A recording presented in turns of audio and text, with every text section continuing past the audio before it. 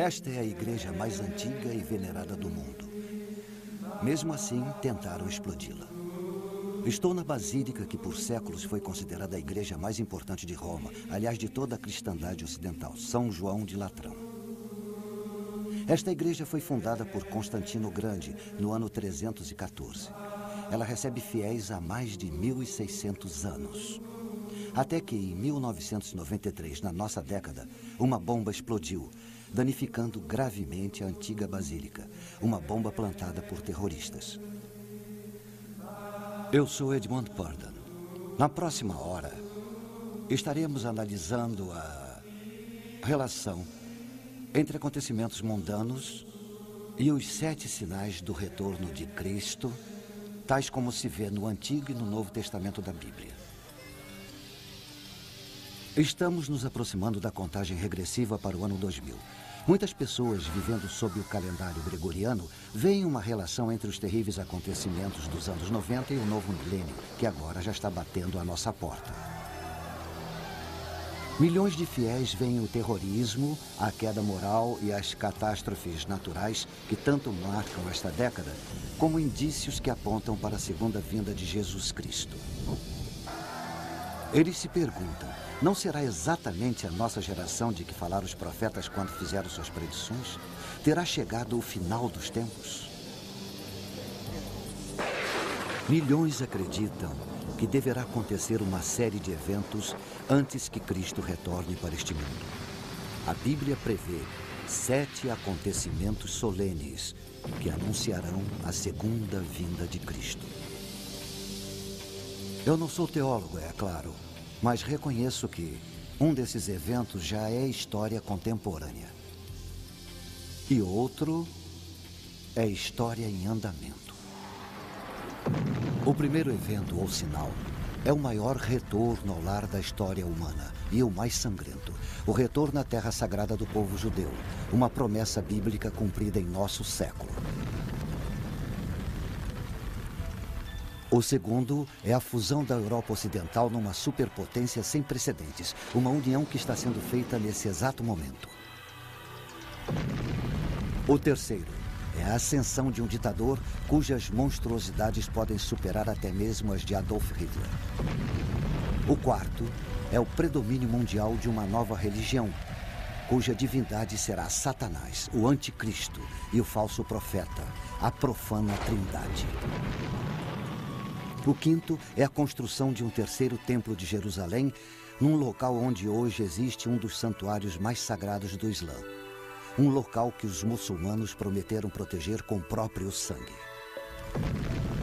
O sexto é a invasão de Israel por exércitos cruéis do norte, que não serão derrotados por forças militares, mas pelo catastrófico poder da natureza de uma magnitude jamais vista. E, finalmente, a batalha mais sangrenta, a mais destrutiva jamais travada por seres humanos, o Armagedon. Mensagens espirituais para o próximo milênio. Os 7 sinais do retorno de Cristo. Distribuição Mundial Filmes.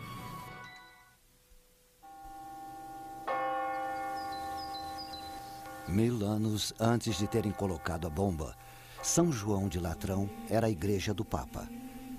Na véspera do Ano Novo, do ano de 999, o Papa Silvestre II fez uma missa aqui para uma congregação profundamente contrita, marca do arrependimento pelos seus pecados.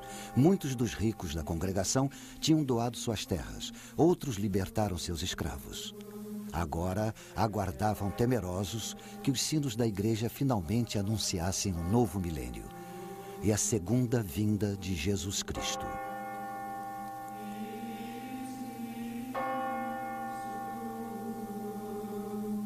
Dobraram os sinos, chegava o ano 1000, mas Cristo não apareceu.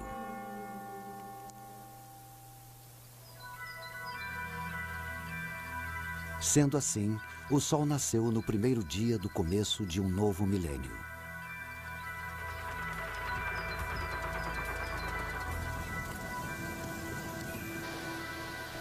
Hoje, o milênio que começou no ano 1000 está chegando ao fim. Algumas pessoas não têm dúvida de que o sino que irá dobrar no ano 2000 anunciará o retorno de Jesus Cristo. As pessoas procuram sinais, explicações para o aumento de tragédias nos anos 90, terremotos repentinos, vulcões lançando nas alturas jatos de lava incandescente e vapor, escuridão de dia, furacões terríveis e frequentes, assassinatos, terrorismo que nem o governo mais poderoso do mundo parece capaz de evitar, a carnificina da guerra e a ameaça da AIDS. Estará nosso planeta como um peão parando de girar? As pessoas querem respostas e procuram no estudo das auras, na propriedade dos cristais, no tarô, em mapas e mais mapas astrológicos. Os cristãos afirmam que não é preciso olhar para as estrelas. Eles sustentam que estão vendo sinais claros da volta iminente de Cristo, apesar de admitirem que não sabem exatamente quando isso vai acontecer. Eles não afirmam que conseguem ler a mente divina. Este livro, que está em todas as gavetas da maioria dos hotéis, foi traduzido para praticamente todas as línguas do mundo. Cerca de 25% de tudo que está escrito na Bíblia são profecias. Existem dezenas de profecias falando da vinda de Cristo para o nosso mundo. Mas existem centenas de promessas falando da segunda vinda de Cristo. Algumas profecias descrevem os tempos em que nós vivemos. Nação se voltará contra nação e reino contra reino. Haverá grandes terremotos, fome e pestes, e acontecimentos terríveis e grandes sinais dos céus. Muitas das profecias da Bíblia se cumpriram séculos atrás. Algumas estão se cumprindo hoje, na nossa época. E existem outras, como a fúria de Deus descendo sobre a terra, que esperamos que só aconteçam no futuro distante. Com a chegada do novo milênio, muitos cristãos se perguntam: será que essas profecias vão todas acontecer nos nossos dias? Vamos nos aprofundar o máximo possível nessas profecias. Veremos que, como as 7 velas de um menorá, elas nos dão 7 sinais para o retorno de Jesus Cristo.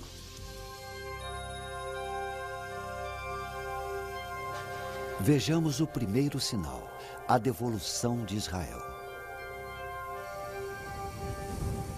As profecias são muito claras. Cristo não voltará para esse mundo antes que o povo judeu tenha de volta sua nacionalidade. No dia de Ano Novo do ano 1000, os cristãos não tinham o que temer. Na época, o povo judeu estava espalhado por todo o mundo. Com a aproximação do ano 2000, os judeus podem comemorar seu retorno para a terra que Deus havia prometido para eles. E eles a transformaram numa terra e tanto. Os restos ressequidos do passado voltaram à vida. Milhares e milhares de árvores foram plantadas. O deserto foi transformado num pomar. Os israelenses modernos se mostraram dignos de uma promessa ancestral, mas não sem derramamento de sangue. O povo judeu, como nação, começou quando o patriarca Abraão obedeceu à vontade de Deus. Sai-te da tua terra, para a terra que eu te mostrarei. Esta é a terra que Deus prometeu a ele. Importante centro entre a Ásia e a Europa, no coração de onde nasceu a civilização. Uma terra de montes bucólicos e ricas praias salineiras. Geograficamente, os antigos judeus foram pegos no fogo cruzado entre as forças do Egito e da Assíria, e cercados por povos decididos a expulsá-los da terra que eles acreditavam que Deus destinara para eles. Dessa época até hoje, a Terra Prometida sofre com guerras constantes. Com o tempo, a Assíria conquistou o reino de Israel ao norte. Suas 10 tribos se perderam na história. Mais tarde, o reino de Judá ao sul foi esmagado pelas forças de Nabucodonosor, e seu povo foi levado prisioneiro para a Babilônia. até que os persas destruíram a Babilônia e os descendentes de Abraão ficaram livres para voltar para a Terra Prometida. Mas a Terra Prometida estava ocupada por Roma. Roma construiu cidades, Roma construiu termas, Roma construiu anfiteatros e Roma trouxe seus deuses. O jugo romano era mais pesado do que os judeus podiam carregar. Eles se rebelaram e foi um levante que a poderosa Roma levou quase 4 anos para neutralizar. Enfim, a fúria de Roma se abateu sobre Israel com violência. Houve uma explosão de judeus em fuga que atingiu todos os cantos conhecidos do planeta. Em seu exílio, eles confiaram na promessa feita pelos profetas. Assim diz o Senhor dos Exércitos: Eis que salvarei o meu povo, tirando-o da terra do Oriente e do Ocidente. E os trarei, e eles habitarão no meio de Jerusalém. Eles serão o meu povo.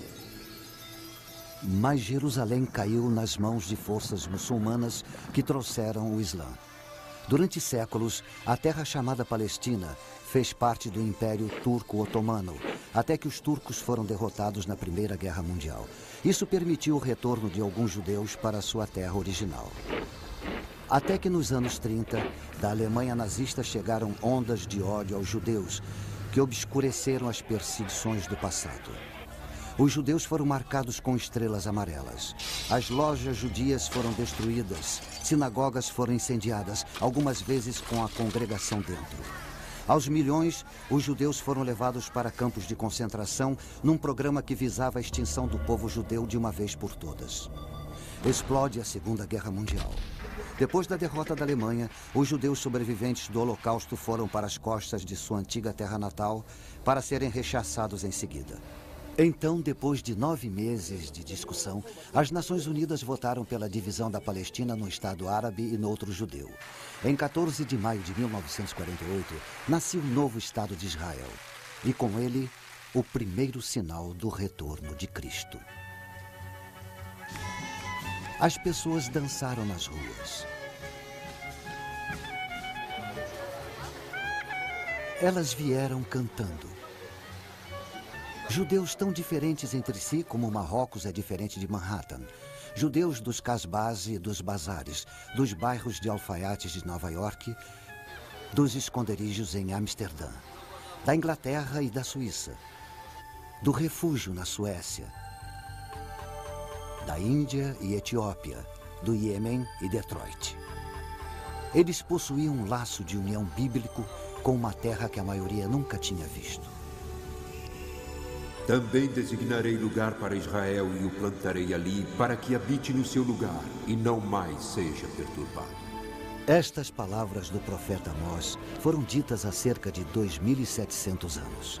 A devolução de Israel para o mundo parecia um sonho impossível, mas uma por uma as barreiras que o impediam foram afastadas.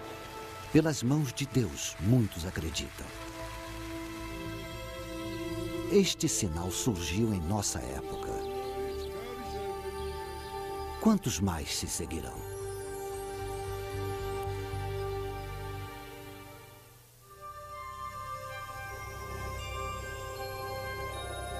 O segundo sinal, a Europa unida.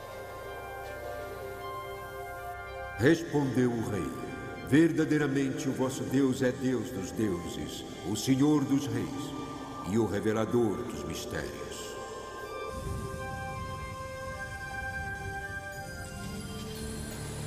No passado, esta cidade Roma foi a maior capital do mundo antigo. Hoje, Roma ainda é capital. Uma capital de um dos muitos países do oeste europeu que formaram uma confederação denominada UE, ou mais popularmente, União Europeia. A União Europeia é dinâmica. Ela alimenta o ideal de uma Europa unida, integrando os países membros econômica e politicamente. Ela prevê políticas comuns no comércio, na agricultura. Isso exige um sistema monetário europeu único para todos os países membros. Ela mantém um parlamento multinacional. Se a União Europeia decidir formar um exército comum europeu, ela emergirá como o Império Romano do século XXI.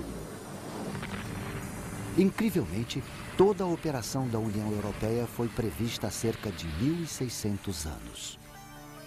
Isso aconteceu na Babilônia, a lendária Babilônia dos Jardins Suspensos. O rei Nabucodonosor teve um terrível pesadelo e mandou chamar um visionário judeu chamado Daniel para que o acalmasse. Daniel disse para ele: Ó rei, subiram os teus pensamentos sobre o que viria no futuro. Ele continuou falando de uma enorme estátua de 4 metais de vários graus de dureza, referentes a grandes impérios do mundo antigo. A cabeça de ouro é a Babilônia. O peito e os braços de prata, o Império Persa. E o ventre e as coxas de bronze eram os conquistadores gregos. O triunfo de Roma sobre os outros é representado pelas pernas de ferro da estátua. Muito interessantes são os pés de ferro e barro. Os 10 dedos simbolizando 10 nações que cederão sua soberania a Roma. Daniel também teve uma visão do futuro. Foi tenebrosa. Ele viu 4 terríveis animais saindo de dentro do oceano. O primeiro, o leão alado da Babilônia. O segundo, um urso simbolizando o Império Persa. O terceiro, um leopardo simbolizando Alexandre o Grande e seu império. O quarto animal, o mais terrível de todos, Roma, que devoraria os outros 3. Ele tinha grandes dentes de ferro. Ele devorava e fazia em pedaços suas vítimas e tinha 10 chifres. O profeta continua e diz que só depois que este superpoder de Roma for destruído, Cristo voltará para a terra e estabelecerá um domínio eterno que não passará. Mas a ideia de uma Roma imperial nunca morreu. Os fantasmas dos Césares continuaram assombrando as lideranças europeias. No século VIII, Carlos Magno foi coroado Sacro Imperador Romano. O Sacro Império Romano atingiu seu ápice durante a Renascença, com Carlos V. Napoleão desejou tanto o poder do Império Romano que se autoproclamou imperador. Roma chegou viva ao século XX com Tsar Nicolau e o Kaiser Wilhelm. Os títulos Tsar e Kaiser vêm de César. Benito Mussolini considerou-se durante os 21 anos de ditadura na Itália um César. Com grande entusiasmo, as pessoas o saudavam como Il Duce, Duce, que significa nosso líder, nosso líder. Ele devolveu o antigo nome romano para o Mediterrâneo, Mare Nostrum, nosso mar. O símbolo de seu governo de ferro foram os fasces, um feixe de varas exibido na Roma antiga como símbolo da autoridade. Enquanto governou, ele foi uma prova solene de que, mesmo no século XX, o espectro da Roma imperial nunca chegou a morrer. Hoje, as bandeiras da União Europeia flamulam por cima de muitos dos antigos territórios imperiais. Os Estados Unidos da Europa. Este era o sonho pós-guerra de Winston Churchill e de Konrad Adenauer, o primeiro chanceler alemão depois da rendição nazista. Para esse fim, em 1958, os líderes europeus se reuniram no Monte Capitolino e fundaram o Mercado Comum Europeu, que se desenvolveu até tornar-se a União Europeia que conhecemos hoje.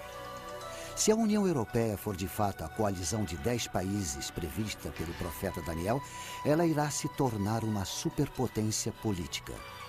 Industrialmente, ela será uma das potências mais produtivas da Terra. Ela vai sustentar um gigantesco exército multinacional com as armas mais avançadas. E diz o profeta, vai impor um único credo, um jugo religioso a todos dentro de sua esfera. Quem será o senhor dessa superpotência política, esse gigante econômico, esse colosso militar?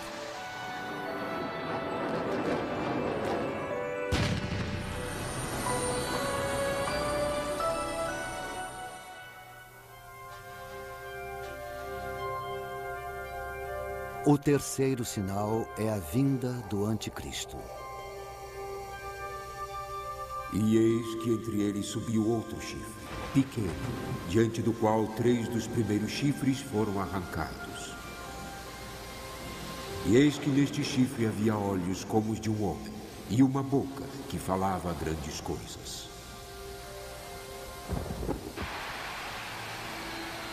O profeta Daniel previu a ascensão de um ditador de uma confederação de 10 países com quartel-general em Roma. Ele vai se posicionar contra Cristo nos últimos dias antes da segunda vinda. Ele previu um homem que arranca todos que se opõem a ele em sua ascensão até o poder absoluto. Seus olhos, os olhos de um homem, demonstram aguda inteligência.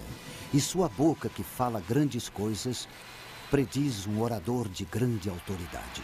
Um orador carismático que hipnotiza a massa de seguidores. Para ele, as pessoas entregam tudo: sua vontade, sua lealdade, seu amor, sua liberdade, sua própria alma. Estão convencidas de que ele é o Salvador.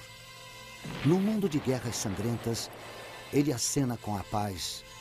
Num mundo tomado pelo terrorismo, ele estabelece a ordem. Ele estabiliza economias abaladas. Ele unifica seus seguidores numa nova ordem mundial. Nesse mundo de sofrimento, o nosso mundo parecerá que é um enviado dos céus. Nada estaria mais distante da realidade. Ele é o anticristo enviado de Satanás. Soberano de rosto duro. Senhor da intriga, que irá ter sucesso em tudo que fizer. Se a profecia estiver certa, é possível que o anticristo já se encontre entre nós. Temos várias razões para acreditar que será europeu. Eu ou você já podemos ter esbarrado nele na rua de alguma cidade. Ou ter sentado ao lado dele num avião. Ou sentado no mesmo banco de praça em Paris. Para milhões de cristãos, ele é o inimigo. Em sua luta pelo poder, ele vai acumular cada vez maior apoio popular. E por que não? Para as multidões profanas do Ocidente que estão cansadas das guerras seguidas e intermináveis. De rivalidades entre grupos e massacres. Cansados de limpezas étnicas, da chaga das drogas, do crescente terrorismo, cansados da aparente falta de sentido da vida. Toda uma geração de jovens vai ver nele um ideal de vida, pela disciplina, ansiosos por viverem pelo ideal dele e morrerem por esse ideal.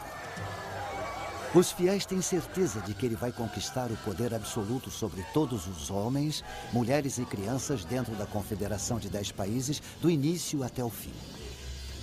Ele vai decidir quem deve nascer e quem deverá ser abortado. Em quem se deve investir e quem deve ser bucha de canhão.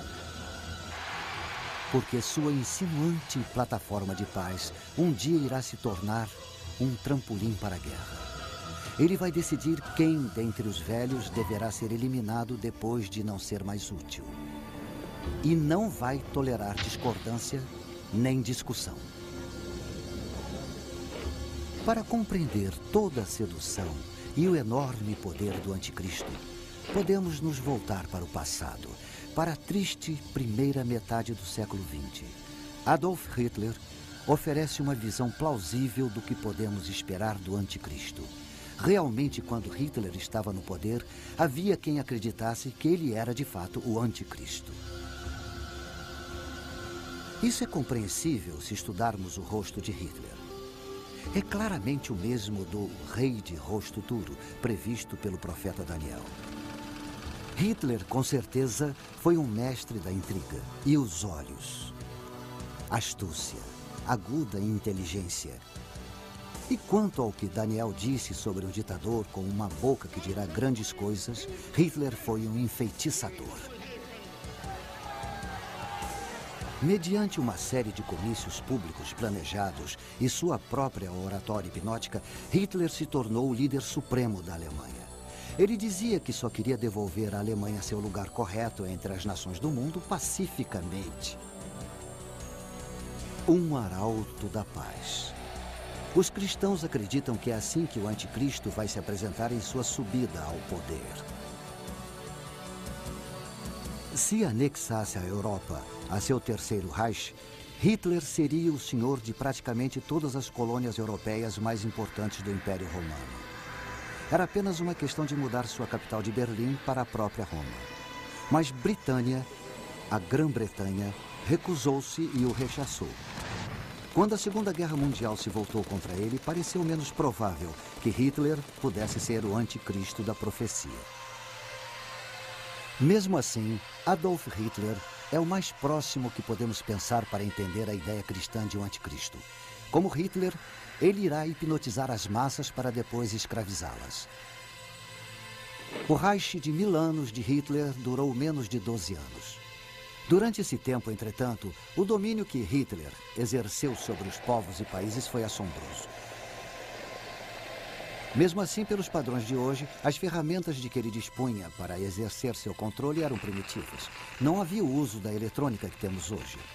O ditador profetizado, o anticristo, vai ser um Hitler moderno. Mas diferente de Hitler, todos os espantosos avanços da tecnologia eletrônica estarão à sua disposição.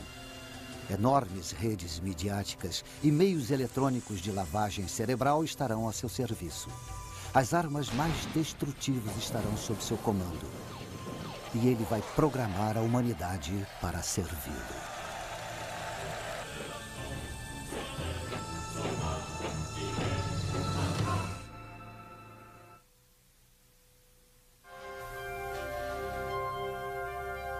O quarto sinal. Uma nova religião mundial. Também vi uma de suas cabeças como se fora ferida de morte, mas a sua ferida mortal foi curada. As últimas décadas desse milênio já assistiram a um sem número de assassinos e quase assassinos de chefes de Estado. O atentado contra a vida do presidente Ronald Reagan. O presidente foi ferido e sobreviveu, mas tentativas em outros líderes foram bem-sucedidas. O premier egípcio Anwar al-Sadat, Indira Gandhi, primeira-ministra da República da Índia, Yitzhak Rabin, de Israel. Os cristãos se assombram com o assassinato do anticristo, descrito no último livro da Bíblia, o das Revelações ou o Apocalipse. Ele será ferido, é o que a profecia nos diz, mortalmente ferido. Depois, como por milagre, ficará curado. De certo modo, ele vence a morte. Talvez em descarada zombaria, a morte e ressurreição de Jesus Cristo. As Escrituras nos dizem: toda a terra se maravilhou, seguindo a besta. Então, esse ditador, o anticristo, irá se autoproclamar um Deus na terra. O mundo já assistiu a algo semelhante. Nós nos lembramos de julho de 1944. Vários oficiais de alta patente do exército alemão conspiraram para matar Hitler com uma bomba escondida, uma bomba potente. Milagrosamente, Hitler sofreu apenas ferimentos leves. Para seus fiéis seguidores, Hitler não tinha apenas frustrado a traição. Ele tinha desafiado sobrenaturalmente a morte. Mais uma vez analisamos o ditador demoníaco para entender melhor o anticristo que virá. Enquanto o mundo estava sob seu controle, Hitler trabalhou para tirar Deus de seu trono. Heil Hitler substituiu Vá com Deus nas saudações. Nós vivemos por Hitler. Nós morremos por Hitler. Nosso Hitler, nosso Senhor, que impera no admirável mundo novo.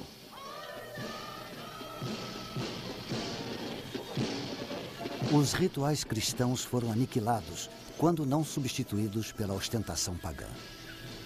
O lugar de honra das Sagradas Escrituras foi ocupado pela autobiografia de Hitler, Mein Kampf. O culto a Hitler alcançou seu ápice no fervor da SS, a elite militar do Führer. As unidades SS cumpriram suas ordens desumanas sob a efígie da Caveira da Morte. O filho pequeno de um membro da SS foi batizado numa cerimônia que abertamente zombava do ritual cristão do batismo. Embrulhada numa manta de suásticas, a criança foi batizada num altar que tinha o retrato de Hitler no lugar da cruz.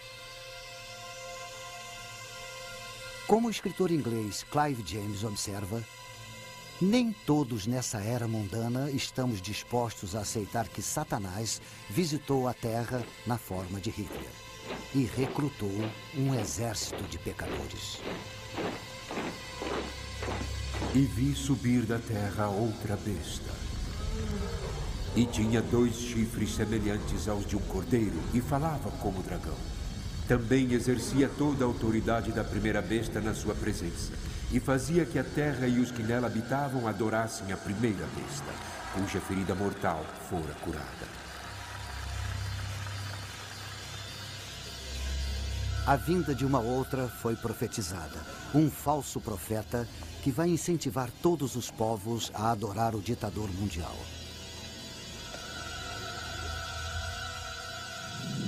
A Bíblia nos diz que ele vai fazer o fogo descer do céu. Mesmo assim, ele não fará de si mesmo objeto de adoração. Em vez disso, irá dirigir a adoração do povo para o ditador, o anticristo. Ele fará as mentiras do anticristo parecerem verdade. E assim, esse ditador, economicamente e militarmente o mais poderoso que o mundo jamais conheceu, irá se considerar divino. Ele vai tentar imitar os milagres terrenos do Cristo. Se Jesus devolveu a visão aos cegos, ele vai empregar talvez tratamentos médicos ainda desconhecidos para a cegueira.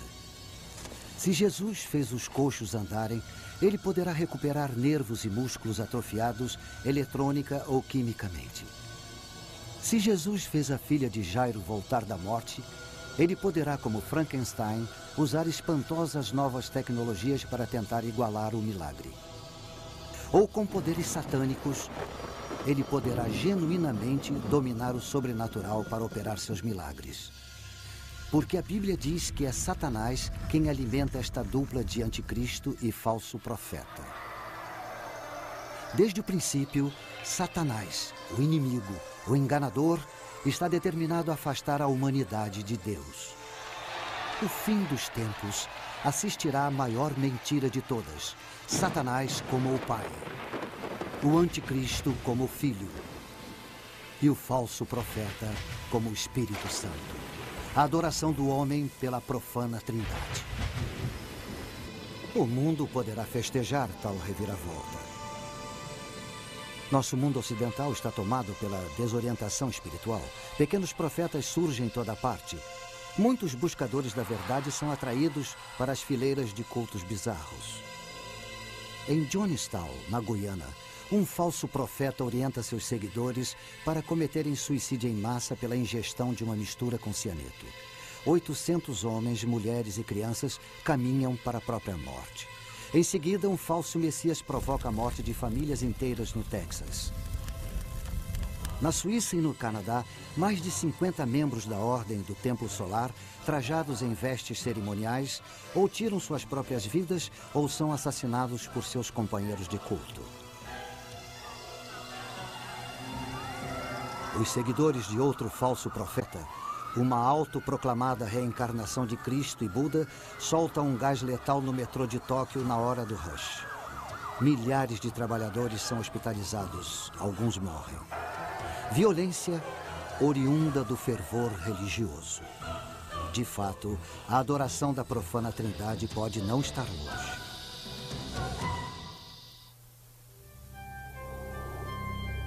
O quinto sinal. A reconstrução do templo.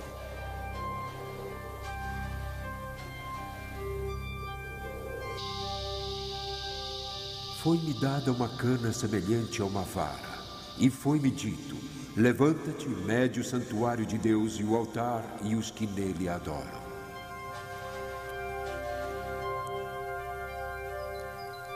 Jerusalém dourada, a cidade de Deus. Seu solo pisado pelos pés dos conquistadores, assírios e babilônios, gregos e romanos, sarracenos e otomanos.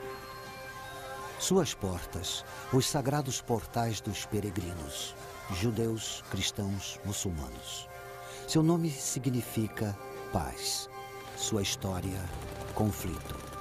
Mesmo assim, ela é a cidade onde quase todo ser humano sente o desejo de estar.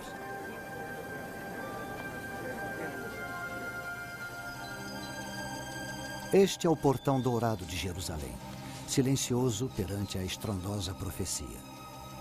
Tanto judeus como cristãos tomam conta desse portão. Para os judeus, é o portão pelo qual o Messias vai entrar em Jerusalém e devolver a Israel sua glória do passado. Para os cristãos, é o portão pelo qual Jesus Cristo vai reentrar na sua cidade. Bem escolados nessas profecias, os otomanos muçulmanos lacraram o portão em 1530. E sabendo que o Messias, como um sumo sacerdote judeu, não pode atravessar um cemitério, construíram um bem grande na frente do portão. Esta é a coroa de Jerusalém, o Templo do Monte, o Monte Bíblico de Moriá e o centro da fé judaica. Apesar de ter apenas 35 acres, é o pedaço de terra mais disputado de todo o mundo. Foi aqui, como se vê nesse modelo, que o rei Salomão construiu o primeiro templo de Jerusalém, com os cedros do Líbano. Mas ele foi destruído em 586 a.C. por invasores babilônicos. Por volta de 26 a.C., o rei Herodes o Grande completou a construção do segundo templo. Foi seu maior feito. Para este templo, com ornamentos dourados brilhando em sua fachada de mármore branca, os judeus de todas as províncias do Império Romano faziam suas peregrinações de Páscoa. Foi aqui na corte dos gentios que Jesus, em sua fúria, expulsou do templo os mercadores e ambulantes. A tentativa do imperador Calígula de colocar sua efígie gravada no templo enfureceu de tal modo os judeus que eles se revoltaram contra Roma. No início, tiveram êxito. Mas em 70 d.C., as forças romanas dominaram a cidade, queimaram o templo e levaram seus objetos sagrados para Roma como espólio.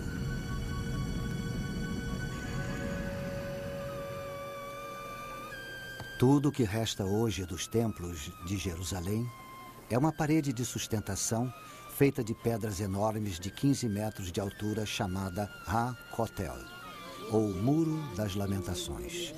De toda a cultura judaica, este é o local mais sagrado. O que encima o monte do templo hoje é uma maravilha da arquitetura muçulmana. O Kubet es-Sakra, ou Domo de Pedra, é tão sagrado para os seguidores de Maomé quanto o templo era para os filhos de Israel. Ele abriga uma rocha sobre a qual, segundo se diz, o patriarca Abraão preparou o sacrifício de seu filho Isaque. É também a rocha da qual, segundo os muçulmanos, o profeta Maomé ascendeu ao paraíso. Cristãos e judeus estão proibidos de orar no domo ou na linda mesquita de Al-Aqsa, que fica próxima. Mesmo assim, o monte é o único local onde os judeus podem construir um novo e o terceiro templo de Jerusalém. E a reconstrução do templo é fundamental para os judeus mais religiosos. O monte do templo. Tanto judeus como muçulmanos reclamam sua posse. Um antigo representante de Jerusalém chamou esse tipo de conflito de uma bomba relógio de dimensões apocalípticas.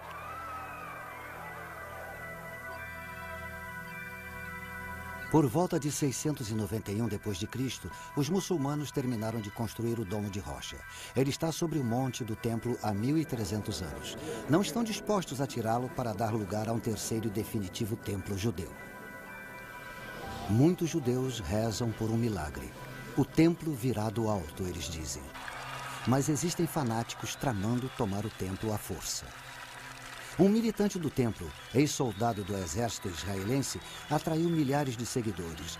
Nossa ideia, ele explica, é mudar a mesquita, mudar o domo de rocha para ser reconstruído em Meca. Um grupo conhecido como Instituto do Templo já está se preparando para um novo sacerdócio judeu. Objetos rituais para sacrifício estão sendo feitos. Vestes rituais sendo confeccionadas. À sombra do Muro das Lamentações, há escolas do Talmud, onde estudantes ávidos são preparados para realizar os antigos rituais dos sacerdotes judeus. Um modelo em escala do Terceiro Templo já foi até construído. Mas os muçulmanos não abrem mão do Monte do Templo. Em 1990, irrompeu um tumulto quando um grupo de judeus tentou fincar a pedra angular do novo templo. Cristãos acreditam que Jesus Cristo não vai voltar para esse mundo até que o terceiro templo de Jerusalém esteja pronto. Como isso é possível com esta situação explosiva entre muçulmanos e judeus? E deu-se-lhe autoridade sobre toda a tribo, povo, língua e nação. O ditador dos 10 países irá intervir. Chegando como pacificador, ele irá enganar até o eleito. De uma vez por todas, ele irá apaziguar o conflito sobre o Monte do Templo. Não haverá mais discussão. O templo será reconstruído. E os filhos de Israel irão regozijar-se. Ele fez mais que resolver um conflito, eles dirão. Ele cumpriu o pacto que o Senhor Deus fez com Abraão. Mas o festejado ditador tem outros pactos a cumprir. Ele fará um acordo pelo qual irá devolver a Palestina para os israelitas. Este pacto marca o início de um período de 7 anos de tribulação, que só vai terminar com a segunda vinda do Cristo. Ele lhes dizia que fizessem uma imagem à besta que recebera a ferida da espada e vivia. Agora, o falso profeta, fonte oculta do poder, entronizará o ditador anticristo no novo templo de Jerusalém.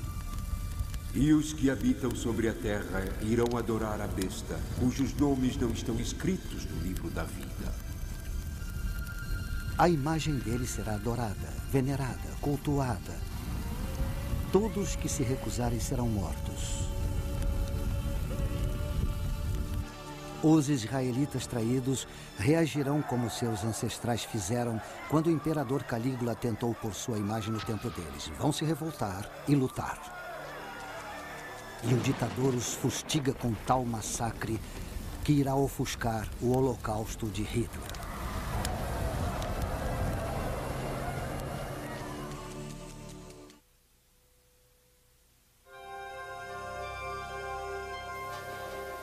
O sexto sinal. Uma invasão de Israel pelo norte. Virás do teu lugar no extremo norte, tu e muitos povos contigo, e subirás contra o meu povo Israel como uma nuvem para cobrir a terra. Com os acontecimentos se precipitando nesta última década do século, o aparentemente indestrutível Muro de Berlim ruiu fragorosamente. A poderosa União Soviética se desintegrou. O mundo tremeu com as consequências. A profecia bíblica lança alguma luz sobre o que isso pode significar no novo milênio. Apesar da falsa bondade do ditador, a nação de Israel continua próspera e segura em seu pacto com os Estados Federativos da Europa. Mas as nações árabes, frustradas, se apressam em conseguir aliados. Estudiosos das profecias bíblicas tendem a acreditar que um país do norte irá lutar com eles. Veio a minha palavra do Senhor dizendo: Filho do homem, dirige o teu rosto para Gog, terra de Magog, príncipe e chefe de Meseque e Tubal, Pérsia, Cuxi e os de Put com eles, e Gomer e todas as suas tropas. O profeta Ezequiel prevê uma nova coalizão. As nações da Pérsia e Etiópia, Put e Gomer, sob a liderança de Gog de Magog, para combater os estados federativos da Europa. Exegetas bíblicos discutem muito os nomes nessa profecia.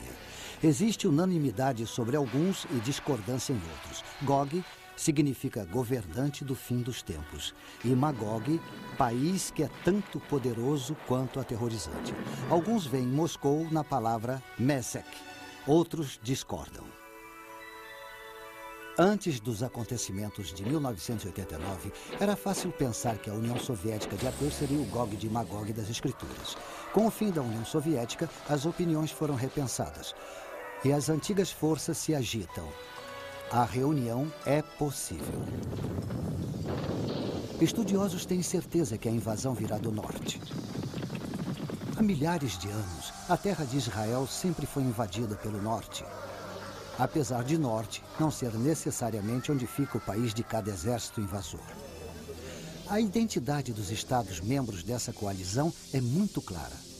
Pérsia, o atual Irã, é um deles. A Etiópia, que já foi aliada da antiga União Soviética, é outro. Put é o nome bíblico para o que hoje se chama Líbia. Somente o país chamado Gomer é controverso. Durante décadas, acreditou-se que Gomer era a Alemanha Oriental comunista. Agora que a Alemanha Oriental e Ocidental se uniram, há dúvidas. Significativamente, os nomes dos estados recuam até o primeiro livro da Bíblia, até Jafé, o filho de Noé. Depois do grande dilúvio, os filhos de Jafé foram para o norte, para a terra de Rosh.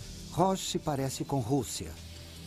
Mas como alguns sábios prudentemente nos lembram, o nome Rússia, derivado do varego Rush, que fundaram o reino de Kiev, não existia até o advento do século IX d.C. Não está claro por que os estados federativos da Europa não repelem o Gog de Magog e sua coalizão. O que está claro é que, enquanto Israel dorme na segurança de seu novo pacto, Gog e seus aliados atacam como uma nuvem para cobrir a terra.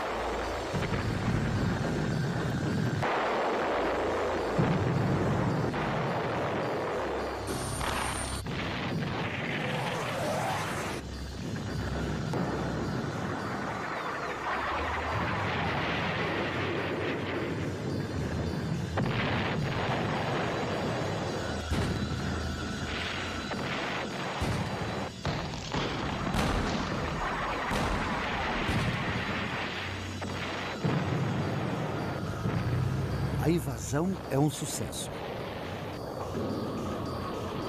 Mas os invasores estão confiantes demais. Eles imaginam que já têm o controle de Israel antes de vencer. E chamarei contra ele a espada sobre todos os meus montes. Agora o próprio Senhor Deus mostra sua face ao lado de seu escolhido. Os peixes do mar, as aves do céu, os animais do campo, e todos os répteis que se arrastam sobre a terra, e todos os homens sobre a face da terra, tremerão diante da minha face. E os montes serão deitados abaixo, e os precipícios se desfarão, e todos os muros desabarão por terra.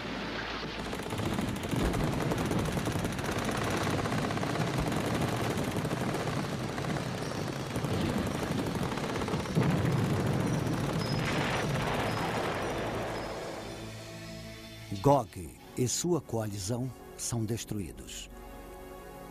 Tão grande é a devastação que leva 7 meses para enterrar todos os mortos e 7 anos para enterrar todos os terríveis destroços. Mas esta guerra é um mero prelúdio do que está por vir. Zacarias, no Antigo Testamento, profetizou que todos os países vão se lançar contra Israel para travar a batalha do Armagedon. Em 2 de dezembro de 1942, neste local, na Universidade de Chicago, foi feita a primeira fissão nuclear. No átimo de segundo desse primeiro clarão atômico, iniciava-se uma nova era. A era da energia nuclear e a da guerra nuclear. Se a profética batalha do Armagedon for inevitável, será um holocausto de natureza nuclear. Se isso vier a acontecer, pode-se dizer que a batalha teve sua origem neste local, onde está hoje a escultura comemorativa de Henry Moore.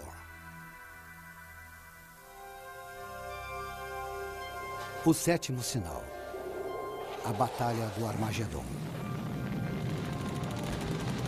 Pois eu ajuntarei todas as nações para a peleja contra Jerusalém.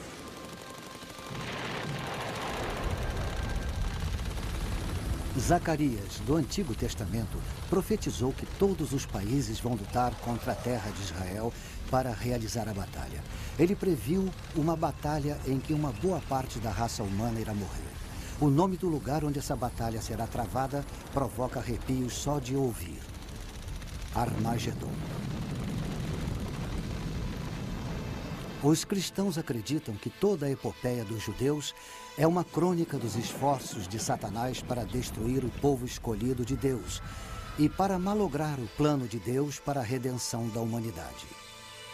O tempo é chegado em que esse adversário de Deus fará um grande último esforço para atingir seus objetivos.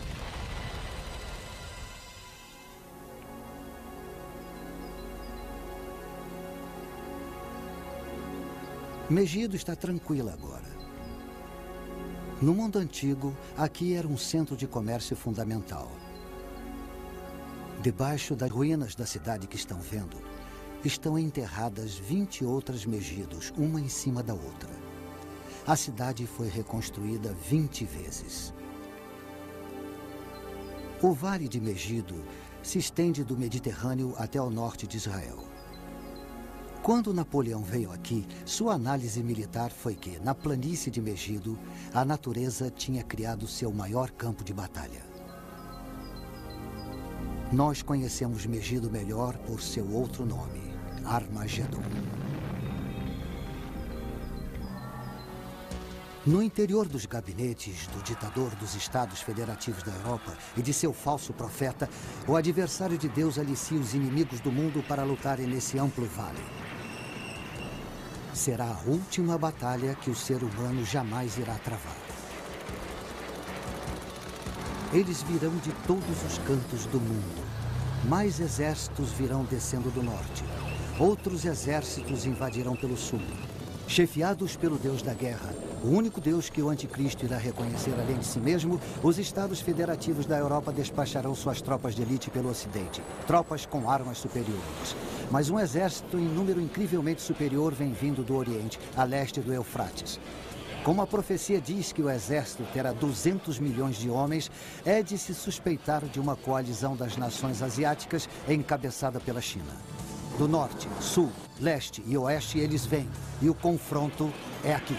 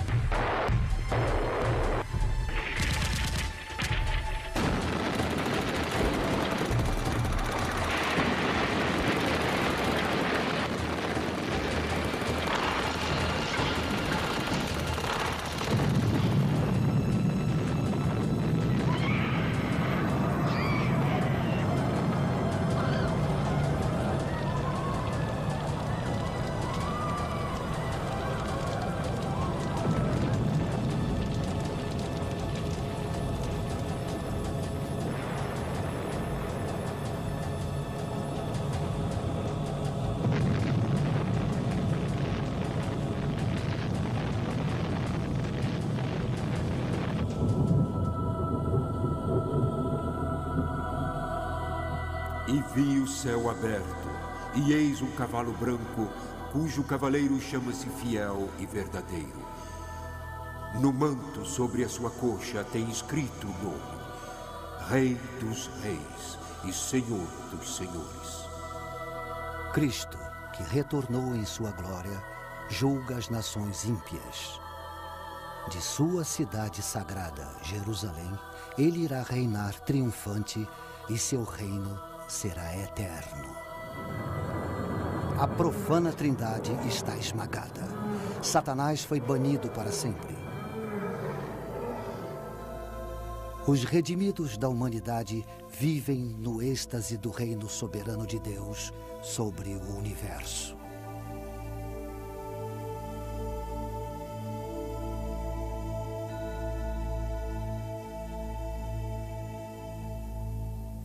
Para quem estiver de fora, o futuro profetizado pode parecer de fato muito sombrio. Os fiéis tentam ver além do caos a vinda de Cristo. Eles dizem que a mensagem da profecia não é temível, é cheia de esperança. E eles se confortam no conselho dado por Jesus quando previu esses acontecimentos. Quando estas coisas acontecerem, exultai e levantai vossas cabeças. Eis que cedo venho e está comigo a minha recompensa, para retribuir a cada um segundo a sua obra. Eu sou o Alfa e o Ômega, o primeiro e o derradeiro, o princípio e o fim. Sim, eu venho logo.